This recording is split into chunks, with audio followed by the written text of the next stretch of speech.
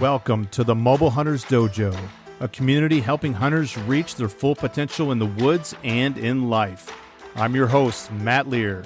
Come on in, kick off your shoes, and take a seat on the mat as we develop a mindset for success, forge self-discipline, practice the art of continuous improvement, and hone our craft.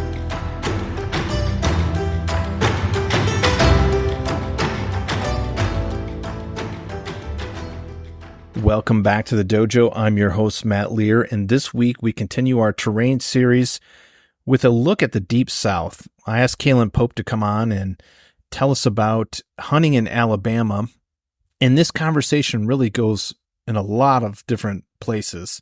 And in all honesty, I don't think we really get into a whole lot of terrain type of conversation when it comes to Alabama, and I think it's just because it's so diverse down there. But we do get into some comparisons between Alabama and, let's say, the Midwest out in Illinois. And what I really took away from this conversation was just a different perspective and even a different viewpoint about hunting the Midwest comparative to some of these other states down south. And I really want to applaud Kaylan because he came on here, and you'll listen to this podcast, you'll hear that he opened up and he got vulnerable a few times in this conversation. And I just really respect that. And what I gained from this was just a whole different perspective on the culture down south, and also how, some of our conversations may affect people coming from a different culture in a different part of the country. And so I walked away and thought, man, this guy's, really smart. He knows his stuff. He has studied whitetail at a depth that I've never even come close to. So it was a pleasure having him on. And I think you'll still take away enough about hunting down in Alabama, and you'll hear some really interesting things about Alabama. And then the contrast between Alabama and, hunting Illinois. He was hunting there last year. So really cool conversation. I'll stop blabbing and we'll jump in.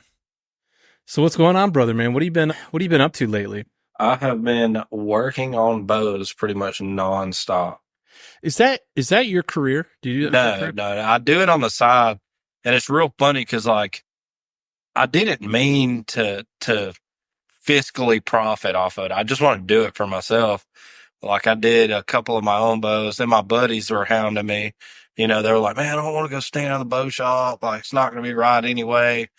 And then a couple of their buddies were like, hit me up, and I was like, yeah, I'll do it for the low. And then I did a set of arrows for somebody, and I guess they got posted on a blog or something.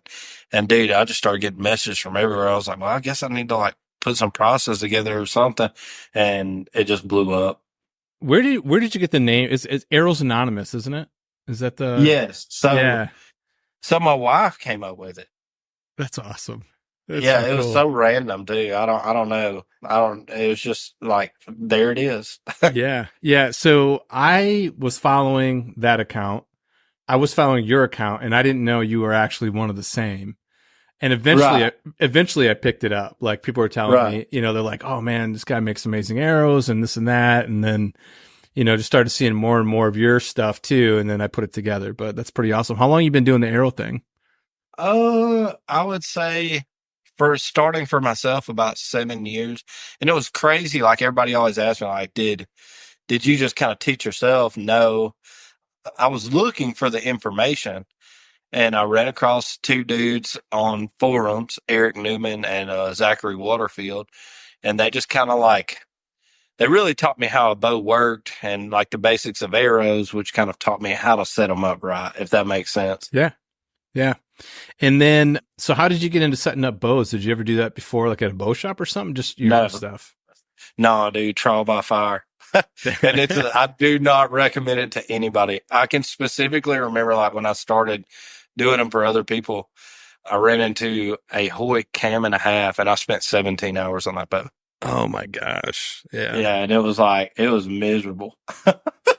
Yeah, I tried to be the guy that tinkered with all that kind of stuff a long time ago, and eventually I was just like, this isn't for me. I need to give it to somebody who knows what they're doing, Well, it was one of those things too. Like, I think when I got real serious about hunting, like in my mind, I was like, there was like a couple of things. Like I knew I wanted to know how to sharpen knives really well.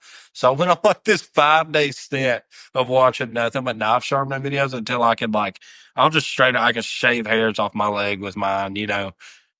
Yeah, I can't even do that, dude. Like I've got to get. I bought like a knife with a replaceable blade because I can't even keep them sharp. You Right. know, it's horrible. It's horrible, man. So you're also with? Are you with Lone Wolf Custom Gear as well? I'm with Lone Wolf, correct? Gosh, man, I don't. People are going to think that like I'm sponsored by them or something because I end up talking to so many of those guys Right. honestly most of the time well, I don't know if it's most of the time, but there's sometimes I don't realize that people are actually with them or not. You know, it's just Right. I guess it's those pro staff. They represent the type of hunting I do and what I'm into and kind of the culture of the way I hunt. So I'm naturally gravitate towards guys like that. And they just happen to be on Lone Wolf Custom Gear pro staff team. How long you been on that for? I think 3 years. And two, you don't really see like a beast set of guys. You don't really Tethered has a solid, group of guys. But as far as like groups go, there's not really another set besides the Tethered guys. And all the Tethered guys would jam up. Like we talk to and like every one of those dudes. Yeah. Yeah. That's really cool, man. That's awesome. So one of the reasons I have you on is we got into an awesome conversation off of one of my posts and you brought up a really good point and you just talked about like, hey, like the South just doesn't get talked about enough. Like there's a whole lot of focus on like Midwest hunting and it sparked a whole lot in my head. It was really cool. I've actually decided to start a new series on different topography or terrain. And then it started resulting in, it naturally brought you into different parts of the states. You know what I mean? Right. And so that conversation like led me to go, man, there's a lot more to talk about than maybe what I'm comfortable with or like what certain people are comfortable with. And I want to start, highlighting some of these other areas. So I really appreciate you coming on to talk about, the South essentially. You're down in Alabama, right? Correct. Yes. Okay. No, And go ahead. so Alabama specifically is it's actually the most biodiverse state in the country. But when you look at whitetail specifically, it's crazy because from top to bottom we have about 9 different ruts. Yeah. Wow. Wow. So, and we'll get into like the time frame and stuff like that because that was going to be one of my questions. But Right. when I hear of the South, and I've talked to a few guys from the South, but when I hear the South, a lot of times I hear a lot about swamps and swamp hunting. But you just said like there's all different types of terrain down there, and maybe we get a little stereotypical when we talk about hunting down south. So, what's the area that you hunt like? What does that look like? So where I hunt, I would consider like it would be a break between mountain country and hill country. Okay. So there's some 900 elevation ridges and they're rolling. So you might like one of the deer I killed. I think I crossed 4 ridges. I was about 2.5 miles back. Yeah. And it's deadly. It's not like a mountain where it's like straight up, but the up and down teases you because you're like, all right, I'm going down, but I got to go up again. So I would have never have thought you had that elevation down there. I don't know why, maybe because I've never been to Alabama, but I just never thought, that you did. Well, it's crazy. So I'm in the northwest side, but if you go to the northeast, you get into the foothills of the Appalachians, like the North Georgia mountains, same kind of deal. So you actually start getting into some real mountain terrain on the other side of the state. And it's funny because like I've looked at trail cam pics that like some of my buddies from the other side of the state have, and the deer just act better. They're more consistent. I don't know if it's a more concentrated genetic. I don't know what it is. I've just noticed like there'll be like a 3 week period where that deer's like lighting it up. And like over here, especially on public, dude, like it's sparse. Like it's bad sparse. Yeah. Yeah. So if you've been out of state, you went Midwest. I think you went to Illinois last year, right? So Right. a lot of guys can, I think, who listen to this can kind of relate to that Midwest, at least even if they've never hunted there, they've watched a million videos of guys hunting out there, right? So Right. if you could compare the two to give us an idea of what the differences are, what are the differences between hunting in Alabama and Illinois? So this one's real in depth. I think the main thing you'll notice is that if you just want to get in decent caliber deer, so we're saying, your 130s, 140s, you can step foot in Illinois and be in the game generally anywhere. You could have a fairly decent shot and more than likely lay eyes on that caliber deer in a 1 week trip. So whereas Alabama, I may see a deer over 120 one time a year, and that's me hunting as much as I do. And like you can talk to some of the lone wolf guys, I probably hunt the most out of the group. I Yeah. mean, I'm constantly really moving. But you've also gotten it done on a high level down there in Alabama. Yeah, yeah. And so one thing I want to highlight about that deer, it's two.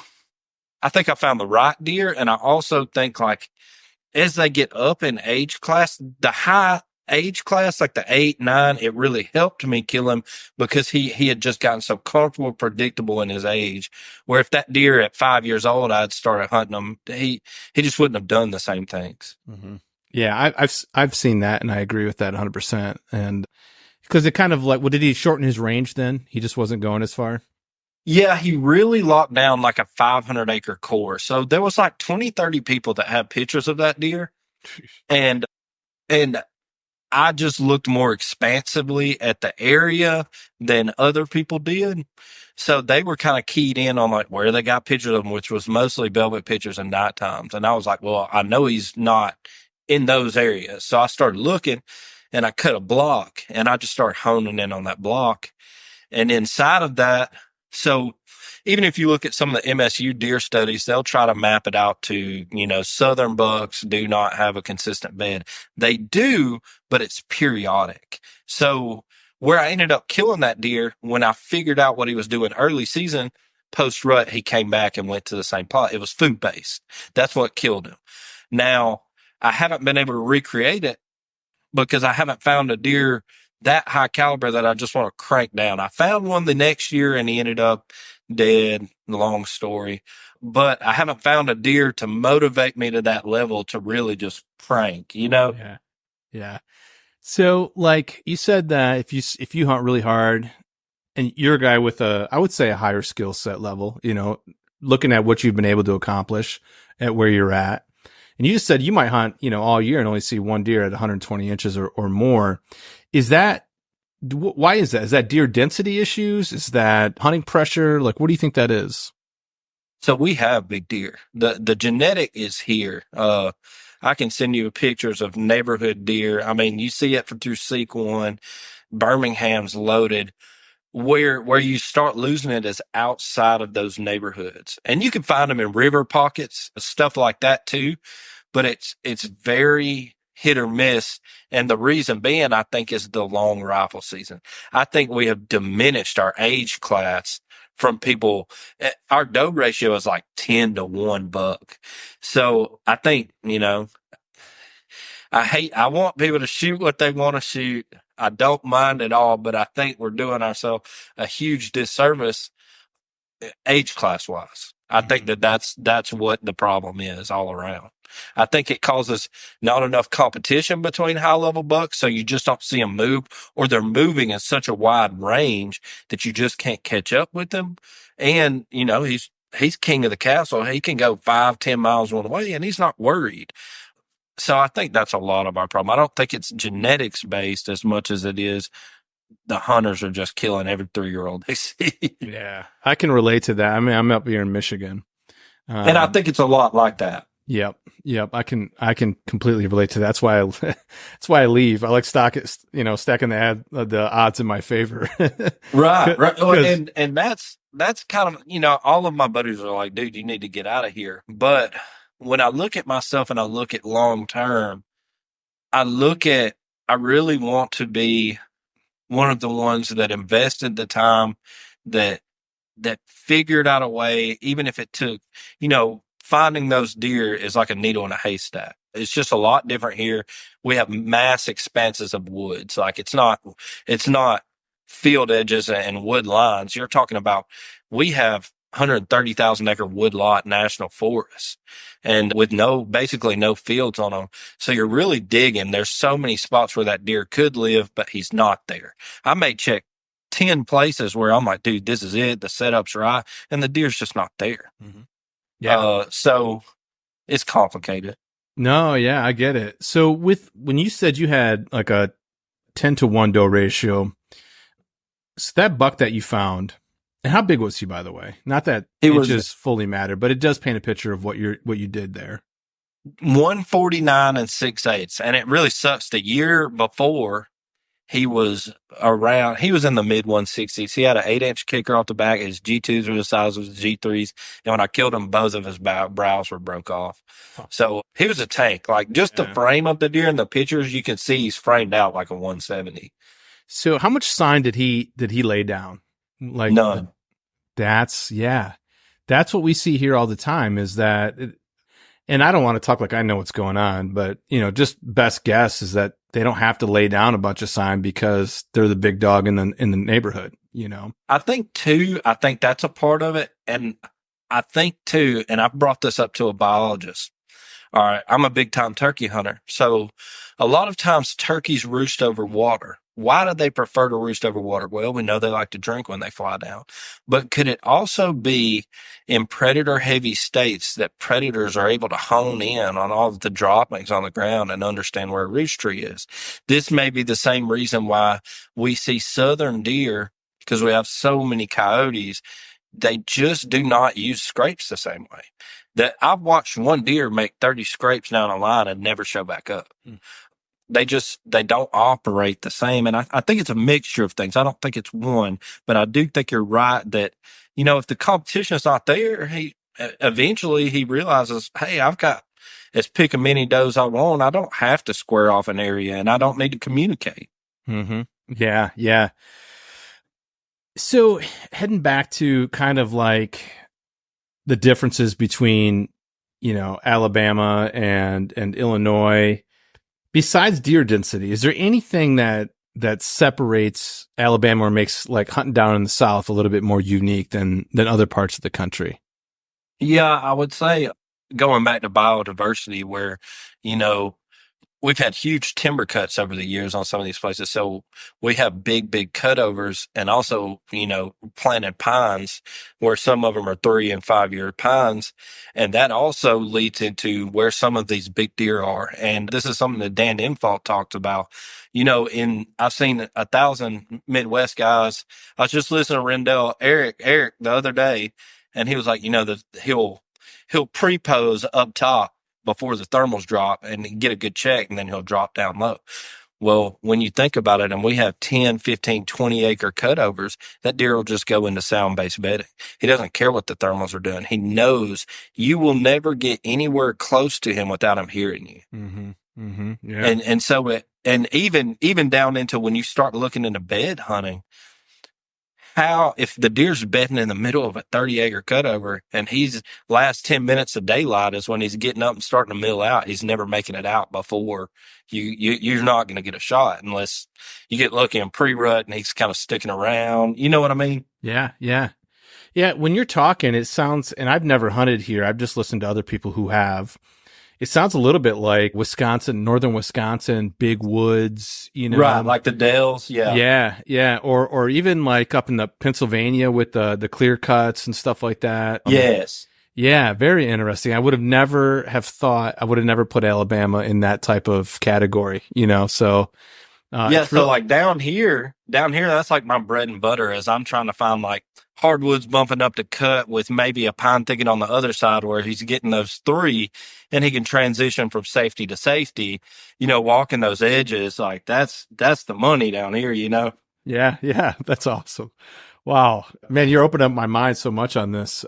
Now you said something right when we started that really piques my interest too, but you said something about like 9 ruts, like. Yes. Okay. Yeah. So Alabama does not naturally have a deer population. So in this, what happened was they implanted deer. Well, when they did this, I believe there was no communication in doing this. It was kind of up to the county. So I know that our main breed of deer is the same subspecies. It's Virginiasis or something, the Virginia deer. We also got implanted from Florida and Texas. We also got implanted from Wisconsin and Michigan. And I'm pretty sure somewhere else that I'm not remembering.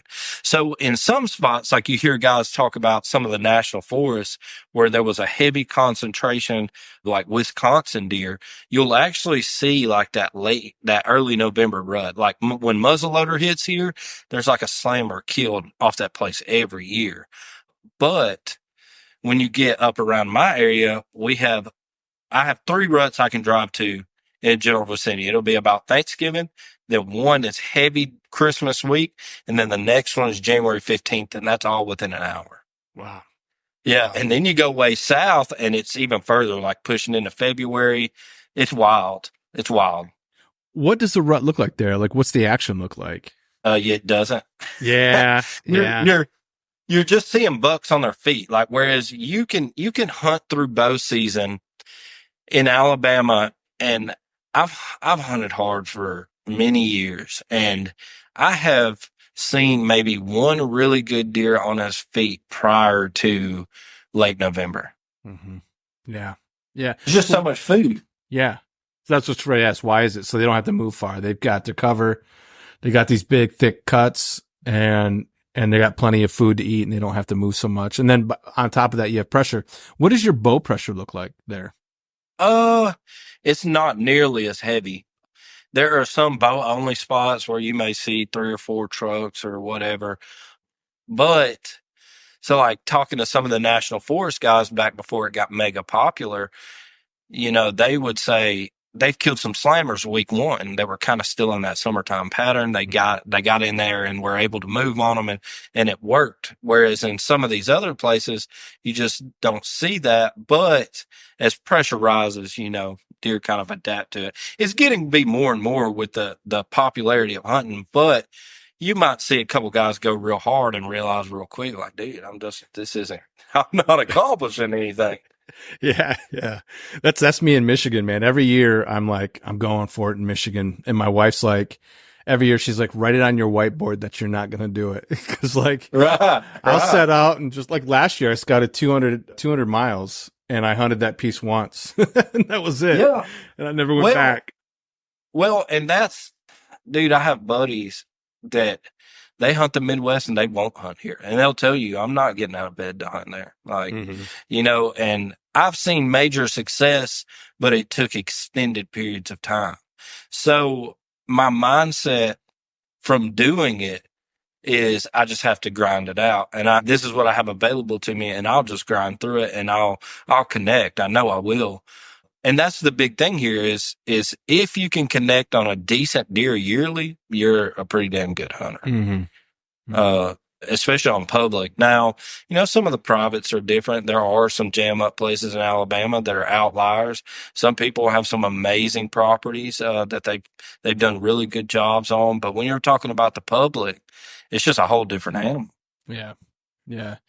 Is there something that you've learned hunting in Alabama that you can take with you to the other states? Like, I don't know how many times you've been out of state. I know for sure last year. Was that your first time going to Illinois? No, I went to Illinois the year before that too. Okay. And we knew it was junk because like me and Zach literally like split the place in half and it broke it down. We walked 12 miles each that day and did not jump one deer. And this was last week of October, first week of November. And we were both like, bro, we really need to leave.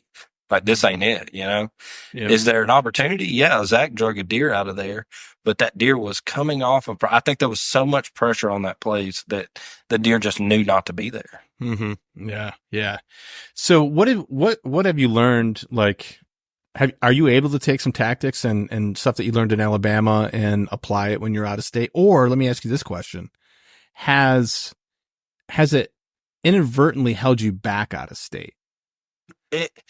I think the only thing that holds me back out of state would be fiscally and just time management. Like I get to where I'm like, and that's something I could have done with the wife and kids. Is it that important? But as far as one thing that I can take out of state, I can tell you this firsthand. We were heading this piece last year, and there was a back end of it that I'm not going to get into deep details, but it was real thick. And when I showed up, those guys that's been hunting for like 10 years already there. And I was like, yo, this is where I want to go. And they were like, man, we've never hunted back there. And I was like, that's where we need to be at. Your big deer, doesn't matter where you are, that they just know where people are and where people aren't. It's like when you start talking about private and public, they don't know where the lines are, but they know when they're on private. I'll smell a guy here and I smell him consistently. I could kind of work around that. But when I go over here, I never know where the people are. So he has a tendency to stay where he knows where they're going to be. And people kind of misconstrue that. So when you're heading out of state, if you want to get in the game, nobody wants to crawl through a half a mile of briars, but that deer will. Yeah. Yeah. So that's weird because what I'm about to say is weird. I think the same way, and I've seen that out of state, but at the same time, so when I hunt Michigan, I got to go deep. I got to go to the thickest, nastiest stuff. For me, briars and pain is the divider now. It used to be water. Guys wouldn't cross water. Guys cross water now. So now I'm trying to go to where it's most painful to go. And when I first started leaving out of state, I had that same mentality. Like, I got to dive deep. I got to go back. But you don't have to, is what's crazy. You don't have to. And I was, yeah, you don't. I was screwing myself up a little bit, and I was working harder than I needed to work. Now on the flip, on some pieces though, exactly like what you saw, I had to go back, right?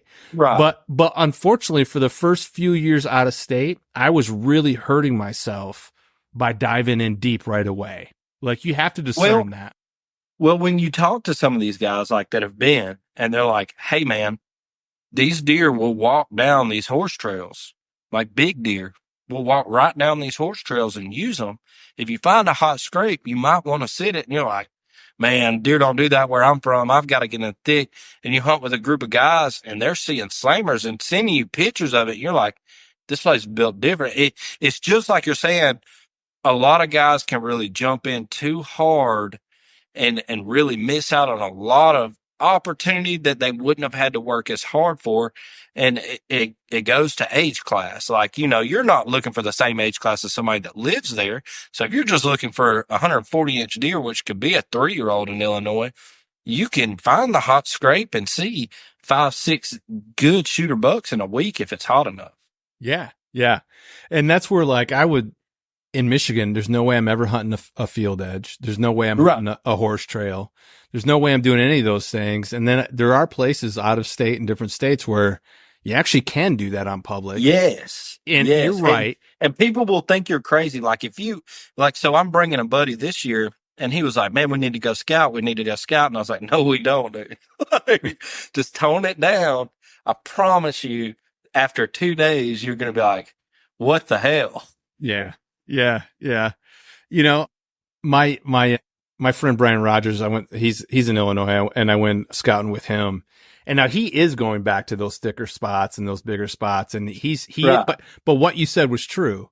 I'm shooting for a, 140 inch, and he's going for, 160 and above, Right. So there is a difference, and he probably wouldn't hunt those field edge scrapes and stuff like that, because he's not looking to shoot a 130 or 140. He's looking for that bigger deer. And so you're right. It definitely is about the class of deer that you're going after and how hard you have to work for it out of state. But yeah, I burned myself quite a few times in the beginning, man. I was pushing way too hard and burning spots out because I thought I had to, and I was, right.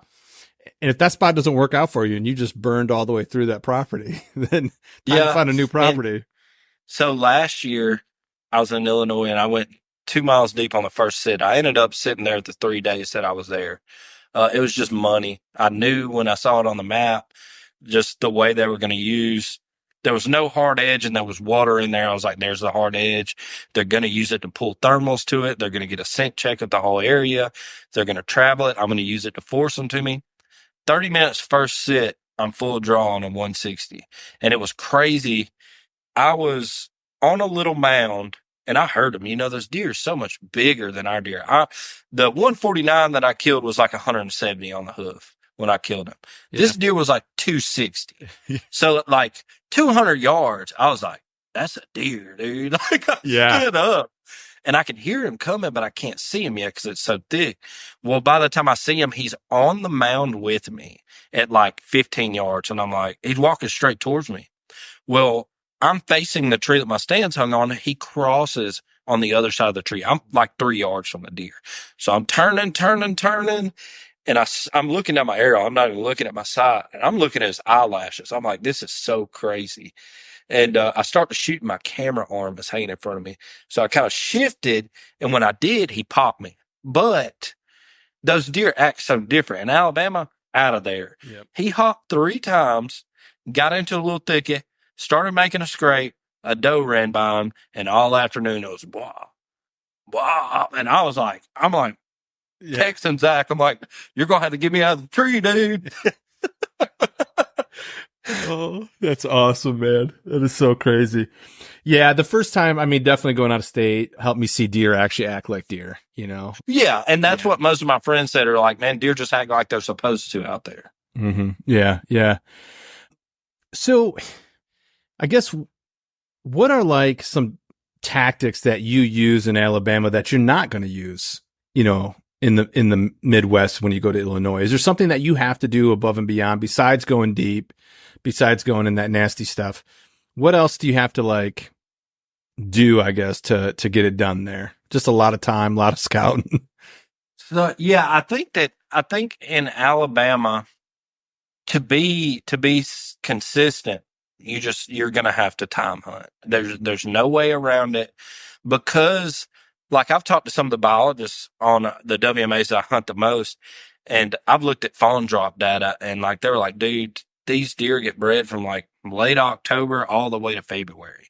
So it's so minced. There's a concentrated set of weeks that you see the most activity in, but you really never know when it's going to happen and when it's going to happen for you. Like I've had like Parker McDonald's told me, it's like, dude, you get on a tear. Like once you click once, it's like you're about to click again. Well, it's like you're in it and you've got to capitalize then and you know it. And it's just really hard. I don't think that there's nothing that I can't apply from Alabama to the Midwest. I think it's scaled. So I think if you were coming from the Midwest to Alabama, you would have to pay twice as much attention to scent, twice as much attention to thermals, and really the biggest mistake I see, guys, they want to hinge on sign. It's like you were saying, you know, how much sign did that deer make? Well, that deer in a 500 square acre area I found, and I tore it down. I found one scrape and one rub, and they were together and leading right to where I killed him. Like he had left for rut. So I went in there and scouted hard. And right before you go up the ridge, right when he crossed the creek, he had ripped one. And that's what made me go up and look. And when I did in this cutover, he had been coming in and out hard. Like, and it wasn't just like a deer trail. You just knew it was just him. And that's why I was like, I got you. I just need to stay out until you're comfortable. Mm-hmm. Yeah. But yeah, I think that it's hard to say. I think if you just want to kill deer in Alabama, you just put the time in, and more than likely if you're a good hunter, once every 5 years, you're going to run into a decent caliber deer, 120s, 130s, 140s. What I'm trying to do is not hunt, and I'm trying to find these deer now. Like I've just got to the point where I want, like this year, like I may go out every weekend, but I might just walk and drop cameras, do nothing but that. Yep. Yeah, I mean, I hear that from a lot of like elite hunters. And I think you got to apply those elite tactics in states like Michigan and Alabama. Pennsylvania is going to pretend that they're still hard to hunt, but they're getting some big bucks out there. They just don't talk about it. Right. They don't want anybody to know. Right. They're smart. But those guys still got to work for it hard too. But it's like that scout hunt. Like it's way more scouting than hunting. And two, I think a lot of people misconstrue where I stand on that argument. So I think when you're in the Midwest and you're hunting the 170s, 180s, 190s, it would be more similar to what we're doing for the 120s, 130s. And so a lot of people are like, oh, you just think hunting the Midwest is easy. Well, I think that your age class is so much better. You can get into a respectable deer a lot easier. Now, I'm not talking about the high end deer. I just think that there's a translation there. Mm-hmm. It's interesting because that is the respectable deer. That idea is starting to get harder and harder to achieve because the bar keeps getting raised. And I talk about this a lot. Like when I was when I was younger in my 20s, I would watch, the Juries and, some Real Tree Outdoors, and they were shooting back then 130s. And that was, or a Pope and Young was the standard. Like that was a great buck. And then they got to the point where they, were doing these crazy numbers, these 200s and stuff like that. But if you shot a 130 really anywhere in the country, you were doing pretty good. And now that number just is not the standard anymore. Right. I really think 150 is the standard for a like high level buck. And I think that's actually going up now. Like it's almost getting to the point now that if you don't shoot a booner, you're not in like a respectable buck category. It's almost that everybody else category. It's like, when is that going to stop? And two, people misconstrue it. So the way that I look at the conversation is, and the way that I personally take it, it hurts my feelings. And the reason it hurts my feelings is because when we're comparing each other as hunters, we're really poking at each other's intelligence. So what I take it is that you're not you, but somebody who is comparing me to them, and they live in a much better state with much better opportunities. They're using that as a way to say that I could be less intelligent than them, that my woodsmanship isn't as good as theirs. And that just bothers me because I work my ass off. If anybody that's watched me turkey hunt, they'll tell you, I do as good as anybody in the turkey woods. And I work my ass off to do it, but I work my ass off just as equally hard for deer. It's just so hard here.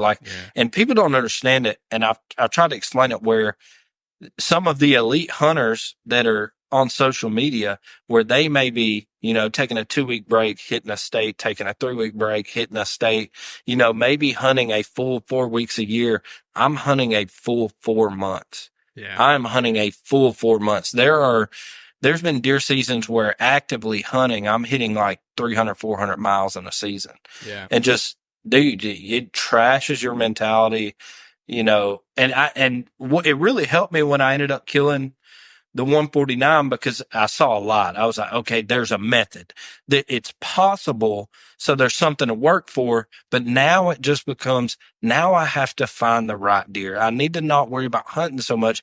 And that's kind of my goal is, at the end of this, I'd like to write a book like The Dichotomy of the Southern Big Buck Hunter, and where I think a lot of people have gone wrong, where they dove so far into time in the stand versus maybe just spend that time finding. And if you find the age class deer and learn how they manipulate the pocket, long term, that may have a better return on investment than just sitting in the woods. Yeah, I would agree with that wholeheartedly anywhere you are, actually. I think the more you scout and understand, yeah. And, going back, I'm really glad that you were honest and vulnerable and said, hey, this hurts. This is hurting my feelings a little bit here. I can relate to that, man. Like I won't go too far into it because I covered it a lot in a different podcast, but I used to wrap my identity up into what I could achieve as a deer hunter. And, and I was competing against everything that I was seeing out there, and that drove me nuts, man. But it will. And I'll tell you, the elite guys that I've talked to, they are not actually stuck on a number. What they're looking for is an age class, and they respect an age class deer that's been taken out of Alabama. And it doesn't matter if it's 120, if it's, 5, 6, 7, 8 years old. That's where the respect comes from. They look at that and they go, that's a hard achievement right there. And I think they do that in their own states. The guys that I talk to who hunt maybe some of the better states are going, it's not about numbers for me. Like I'd rather shoot, smaller, 6, 7, 8 year old deer than a larger 3, 4 year old deer. You're looking And for the rival. It's the yeah, mental rival. yes, exactly right. And that's what we're missing in our states. I really feel like Alabama and Michigan, we have a problem with people just shooting every deer they see. And yes, I'm with you. I don't want to turn into a number snob or anything like that. But I desire for them to like step up their game and find the appropriate rival for them. That yearling, Right. that 1.5 year old buck's not a rival for you. No. And so even going into that, you've heard people like, man, when a deer hits 4 or 5 years old, he really becomes a ghost. And I have theories on that. What is it that makes him act different? It's obviously his testosterone's different, but could it be that deer has actually learned that thermals are a more consistent life savior in scent checking because you have pockets that are going to thermally pull no matter what, where wind it'll get you killed? Does that switch flip in the deer's mind where he's like, okay, I can use wind when I need to use wind, but I'm really using the wind to get to where I know scent will be for sure? Yeah. How did you come up with that thought right there? Like, I'm just curious. Just watching deer. Yeah. Yeah. Just watching deer. And so like I've even noticed like the few big deer that I've really got to watch, like, when you watch them, they'll put their head down to the ground, they'll pick it up. Well, I think what they're doing is, your thermals and your scent, especially in the afternoon, start riding the ground. I think they start using their ears and their rack size to waft, bring that scent up off the ground so they can get a real accurate check because they can't watch while their head's down. Yeah. Yeah. Yeah. It's so interesting. Yeah, man. So what about like, how do we change that in social media and stuff like that? Cause I say it all the time. Nobody cares what you shoot anymore because we're so like numb to looking at big bucks on the ground. And then again, applying this new standard over and over again. First it's 130, then it's 140. Now it's 180. Like it's going to get so out of hand. And I think we're doing it for the wrong reasons, in the fact that like, I think a lot of people try to put down that big buck to get the accolades and to get the pat on the back. Now, let me say this though. Right. Let me clarify that. We all kind of do that, right? I mean, yeah, that's correct. That's correct. Else we wouldn't put a picture on Instagram if we didn't want someone to recognize the hard work. But I think the difference is the mindset where you said looking for that rival as opposed to just looking for inches. But I don't know. Do you have any thoughts on how we could possibly start to turn that tide a little bit? So I think and me and Jacob Lisham had a really long conversation about this the other day. I think that it involves a level of internal personal growth where you can actively start self-identifying that, hey, this is what people are pushing, but me being in the woods so much, this is what I'm looking for. And so like someone like Lishan he's an outlier because he travels all over. Like he's hunted Alabama the last 3-4 years. He's been all over the Midwest. He's been out west. So he's really got to see deer act totally different. And I understand why nobody would want to come somewhere less desirable with limited time and spend money to do it. There's no argument there. I think though that when you're looking for a rival, if that's the name of the game, if you're really looking to dig into the mentality of a mature whitetail deer and you look at it from that standpoint, you can only gain from visiting some of these places like Florida, Alabama, Michigan, South Carolina, even some of the western states that do house big deer, but they act differently. And that's something, I started looking into the subspecies of whitetail because when you see a Midwestern deer, he's so much bigger. His carcass, his skeleton is bigger. And so you're like, what if I was like, what is going on? So what I figured out was there's subspecies of whitetail deer and they act differently. And I think that's the big thing. Like when you see it in turkey hunters, They know they're subspecies because they're different colors. So it's an accolade. But for a personal growth journey, you can, the level of whitetail hunter you could become by seeing these deer moving stuff that you're not used to and how they act. And then when you take it back home and apply it, it could take you to an insanely another level because nobody's really done it. Yeah. Yeah. Yeah. I've never once thought like that. And I completely get the turkey thing. Like, there's that super slam and everybody's, trying to get all the different subspecies and it is, you're right. That's like a pride moment. That's something that everybody's, shooting for. It's really cool. And they'll travel to states like Florida and all of that to get it done. So I'm going to give you a chance to be a tourist, I don't know, liaison for your state, right? Is there a place in Alabama that during the rut in the later part, like, because I think that later part is an opportunity for people to extend their season. Yes, it's attractive. That is attractive. Is it possible to get down there and get on a buck? And is there certain parts of the state that are better than others? Yes, and I don't want a hot spot anyway. Don't. Yeah, you don't have to.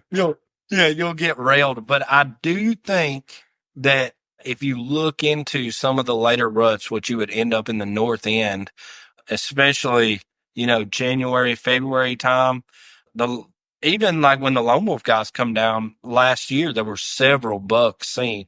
But there's one thing that you just have to deal with. And this was something I told them on their way down. I said, hey guys, I know y'all are a dedicated group of gun hunters or bow hunters. Bring a gun. Bring a gun. And one of the guys, day one, first sit, had a really respectable deer run out in front of him 80 yards. And, in his mind, he's like, I'm in the game. And I was like, you're never going to see that deer again, dude. He's gone. But, and so it's a hard thing. It's a big ego hit because guys are like, I'm effective with the bow. And this is the whole argument where I wish we could detach. Ego is like, man, when you come to a place like this and you realize like, man, I'm going to have to pick up a gun to be in the game, it can change your whole outlook and how you speak to other hunters. Yeah. I'd also say like talking more like this is really helpful, right? Because we make statements online and stuff like that. And all of a sudden, like, it can go wrong real quick and we start to divide our camps and all that. It is interesting to be able to have a conversation with somebody face to face. I think, just this conversation with you and me, I look at you and look at Alabama completely different right now. Like this is such a good conversation.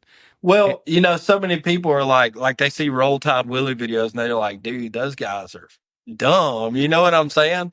And it's like Lucian last year, he texted me after he left. He was like, dude, like I might want to move there. And I'm like, it's the culture. And what it is like, people make fun of us so much, we manipulate it and use it to make fun of ourselves, and it becomes part of our personality. Now, I'm not going to get into is anybody more intelligent than anybody else, but there are some very intelligent people down here that have deer hunted their whole life. So, and that's what I look at is like, when you take a human, a grown human male, and he spends 50 years in the woods, and it's a lot of them, and they come to this theory where like, man, you just got to hunt. And so many people from the Midwest will be like, that's not the way you kill big deer, blah, blah, blah, blah, blah. But it's demeaning to think he's that low on intelligence when in reality, for most people, that would reign true in Alabama. You just really need to put the time in. And they've tried it multiple ways, but when you're not seeing the deer, you can't see the deer until really rut when they'll step out trying to find those. I mean, that's really your only answer. Mm-hmm. And so it gets to be one of those things where, and it's just like bed hunting. I think it's possible in Alabama. I've done it. One of the only people I know who has physical proof that they've accomplished that on a public land deer in Alabama. But look how I haven't been able to accomplish it since. I think it takes the right deer, right timing, right person, and so many people would be like, this isn't working, I'm giving up. And I was just dumb enough to keep trying. I don't think it was dumb enough at all, man. No, I hear a really like highly intellectual person on the other line here. So I think you got grit and I think you got determination and I think you rise to the challenge. And, I respect that a lot. So you got we've been on here for about 50 minutes so far. I want to give you the mic to be able to say what you want to say. Like, what do you want people to know about the South if you haven't said it already, or Alabama in general? Like, what do you want them to hear? I think that there's no other feeling like watching a whitetail buck walk through a pine thicket. There's just something about it's different, and you're just kind of like, how are these deer living here? Because you drive to Illinois, there's corn on the highway where they've been cutting it. It's just these deer live so differently. I think that that's an interesting thing for somebody who really respects a whitetail and wants to know how a whitetail can live and think to come and view. Mm-hmm. Yeah. Yeah.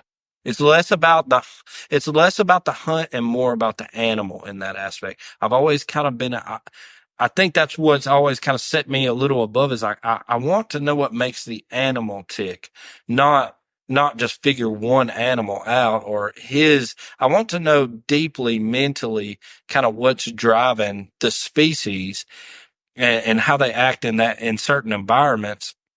So I think when you love white-tailed deer, it's very odd to me to not want to know how all white-tailed deer act. Yeah. Yeah. Oh, so I might bust you out here a little bit, but do you have plans for this fall to leave the state? Oh yeah, I'm going back to Illinois. It's addictive, dude. I'm not like that's the thing is like a bunch of people got to see me get really mad for like the last 6 months. And the reality of it is I was jealous. I'm like, dude, Alabama sucks. And like, dude, it's so unfair because like, dude, I kill myself. Like if I hunt, I'm about 2 miles deep. So I'm working 50, 60 hours a week, waking up at 3 a.m., starting walking, going in, coming out, doing that the next day. And that's for 4 months. And sometimes I'm doing it after work in the afternoons. And so there might be weeks where I'm hitting 10, 15 miles hunting in the whitetail woods where it's like, all we got to do is wait on Magic November and it's boom, we were in there, dude. And I'm like, I hate my life, dude. Oh, deer hunting has had me say that so many times, man. Oh, yeah. And I think we're both going to be down there generally around the same time. So we'll communicate with each other and just kind of see how we're doing. And, well, if we're not too far, Zach's going to be with me. There's a group of guys we got going now. Like we kind of all ended up in the same area and everybody's cool. And we have a little camp and stay with some locals. Dude, you should drive down. They give us beer.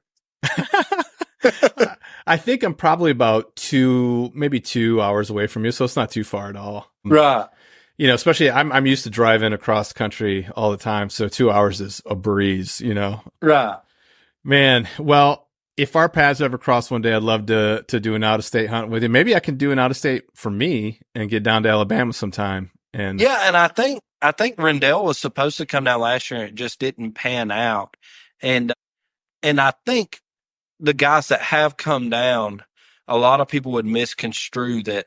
I'm never happy to see anybody unsuccessful, but I am happy to see somebody's spectrum broadened on the realities of what whitetail do outside of the Midwest. Mm-hmm. It's only good for you if you can open your mind in that way, because when you go home, you're going to think about that ass whooping you got handed and you're going to be like, bro, I've been doing this how many years and I was nowhere close. And what can I do to rearrange? What can I change at home?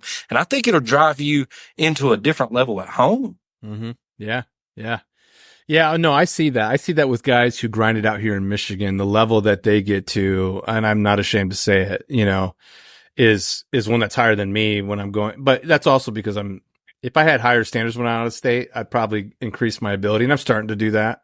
But for the longest time, I just shot 120s, 125, 130, Right. And now I'm starting to like, oh, okay, let's try to get a little bit bigger than that, Right. But Man, this has been a great conversation. I really appreciate it. I'm so glad I got to meet you, talk to you now. Where can people find you? Because I think it's worth following you on both of your accounts. Why don't you let them know where they can do that if you want to? You don't have to give out. Tell them where to find you if you don't want. So my personal Instagram is at Kaylan J Pope, and my bow stuff is at arrows_anonymous. And I keep them separated. Like I might post like a hunt update, like at the end of the season on my arrow page, but I kind of keep them separated because like people at home that don't hunt that follow me, they're not trying to see arrows every day. You know what I mean? Yeah. Awesome, man. Well, again, I can't thank you enough for coming by the dojo, talking about this. I'd love to have you on again, maybe at the end of the season. We can kind of recap, your Alabama season and Illinois. And yeah, if you're up for it, I'd love to have you come back, man. Yeah, dude. And hopefully I can really stick to what I want to do and end up in a deer that I want to hunt in Alabama and make that happen. And kind of give some timelines and stuff, because in other podcasts I've gone over the timelines with Aqua, so I don't want to beat that horse again. I want to do it again. Yeah. Yep.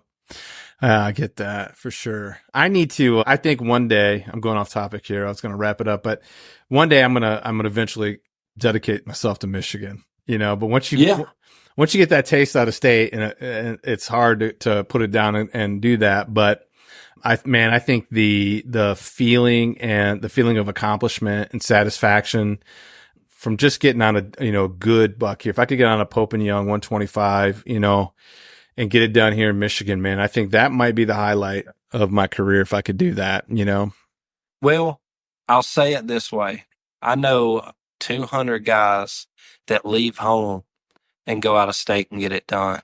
But the shock when I killed that deer of like getting it done with proof that I knew where he was and what I was doing, it was just like, man, this is something we don't see. And that just personally, like I could go and kill a really big deer, let's say a 160 in Illinois, it wouldn't touch that.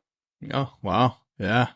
I mean, I think if you kill 160 in Illinois, dude, I'm going to be pretty damn impressed. So I'm trying, dude. Yeah.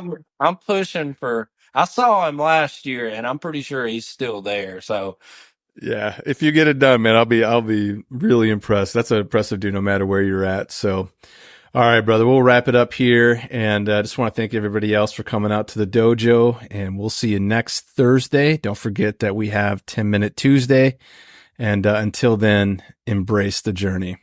Well, that is a wrap for us here at the dojo. We'll be back next Thursday with another Whitetail Master.